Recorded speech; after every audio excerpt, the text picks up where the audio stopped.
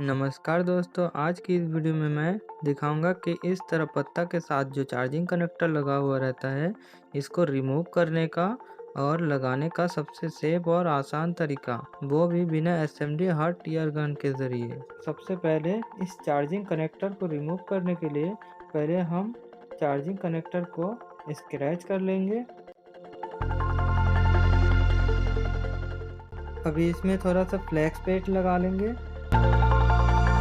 दोस्तों अभी हम इस कनेक्टर को रिमूव करने के लिए हम 25 वाट सोल्डरिंग का यूज़ करेंगे। और दोस्तों वीडियो में बने रहें। और दोस्तों आपको वीडियो पसंद आए तो लाइक और कमेंट भी कर दीजिए।